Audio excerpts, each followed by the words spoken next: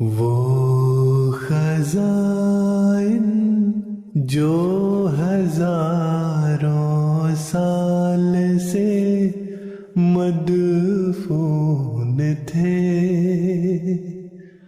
اب میں دیتا ہوں اگر کوئی ملے امیدوار، کوئی ملے امیدوار۔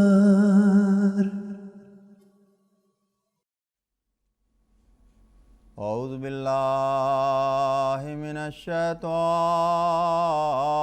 الرجیم، بسم اللہ الرحمن الرحیم۔ ملفوظات سیدنا حضرت اقدس مسیح موعود علیہ الصلوۃ والسلام۔ علم نور ہے اور جہالت حجاب اکبر۔ حضور علیہ الصلوۃ والسلام فرماتے ہیں، یاد رکھو لغزش ہمیشہ نادان کو آتی ہے، شیطان کو جو لغزش آئی وہ علم کی وجہ سے نہیں بلکہ نادانی سے آئی۔ اگر وہ علم میں کمال رکھتا تو لغزش نہ آتی۔ قرآن شریف میں علم کی مذمت نہیں بلکہ انما یخشی اللہ من عبادہ العلماء ہے، اور نیم ملا خطرہ ایمان مشہور مثل ہے۔ پس میرے مخالفوں کو علم نے ہلاک نہیں کیا بلکہ جہالت نے۔ پیغمبر خدا صلی اللہ علیہ وسلم کو فرمایا، قل رب زدنی علما۔ پس اگر علم کوئی معمولی اور چھوٹی سی چیز ہوتی تو یہ دعا آپ صلی اللہ علیہ وسلم کو تعلیم نہ کی جاتی، اور پھر فرمایا، من یؤت الحکمت فقد اوتی خیرا کثیرا۔ غرض ساری سعادتیں علم صحیح کی تحصیل میں ہیں۔ یہ جس قدر لوگ نصرانی ہوئے ہیں وہ جہالت کے سبب ہوئے۔ اگر علم کامل ہوتا تو انسان کو خدا نہ بناتے۔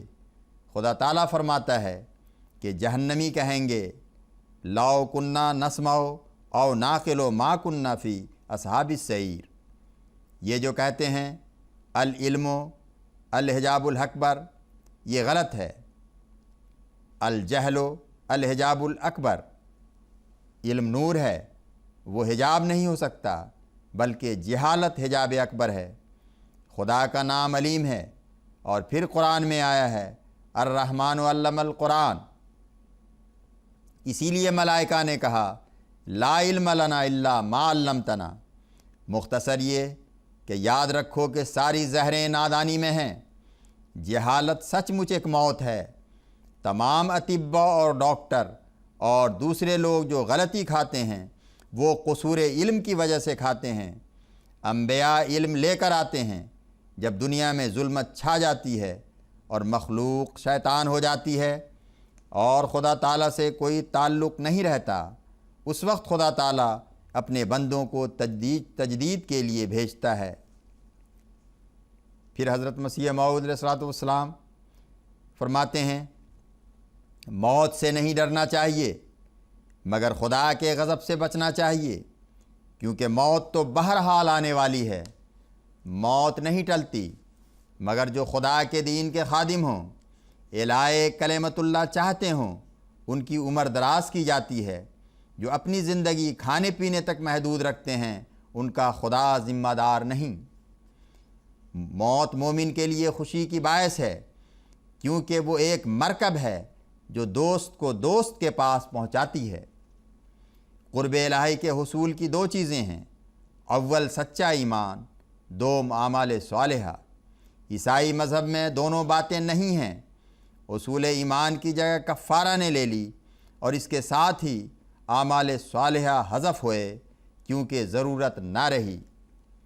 پھر حضور علیہ الصلوۃ والسلام اسلامی عبادات کے بارے میں فرماتے ہیں، عبادات کے دو حصے تھے، ایک وہ جو انسان اللہ تعالیٰ سے ڈرے، جو ڈرنے کا حق ہے۔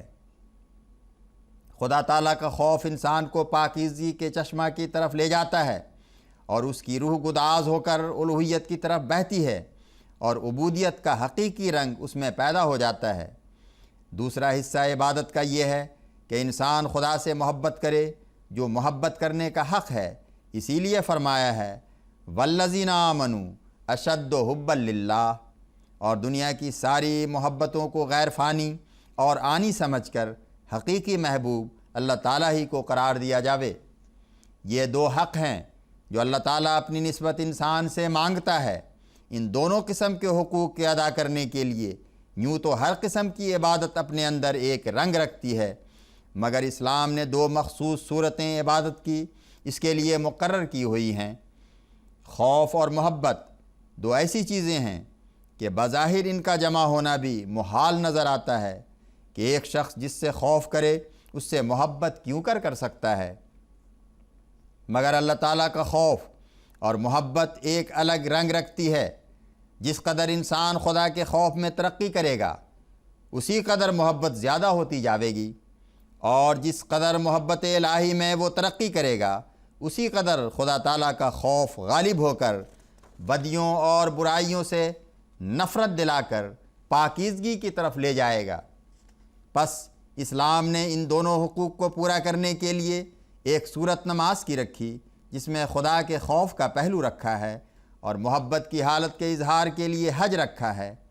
خوف کے جس قدر ارکان ہیں وہ نماز کے ارکان سے بخوبی واضح ہے کہ کس قدر تذلل اور اقرار عبودیت اس میں موجود ہے، اور حج میں محبت کے سارے ارکان پائے جاتے ہیں۔ بعض وقت شدت محبت میں کپڑے کی بھی حاجت نہیں رہتی۔ عشق بھی ایک جنون ہوتا ہے، کپڑوں کو سنوار کر رکھنا یہ عشق میں نہیں رہتا۔ سیالکوٹ میں ایک عورت ایک درزی پر عاشق تھی، اسے بہت راہ پکڑ کر رکھتے تھے، وہ کپڑے پھاڑ کر چلی آتی تھی۔ غرض یہ نمونہ جو انتہائی محبت کا لباس میں ہوتا ہے وہ حج میں موجود ہے۔ سر منڈایا جاتا ہے، دوڑتے ہیں، محبت کا بوسہ رہ گیا وہ بھی ہے جو خدا کی ساری شریعتوں میں تصویری زبان میں چلا آیا ہے۔ پھر قربانی میں بھی کمال عشق دکھایا ہے۔ اسلام نے پورے طور پر ان حقوق کی تکمیل کی تعلیم دی ہے۔ نادان ہے وہ شخص جو اپنی نابینائی سے اعتراض کرتا ہے۔ اللہم صلی علی محمد وآل محمد وبارک وسلم انک حمید مجید۔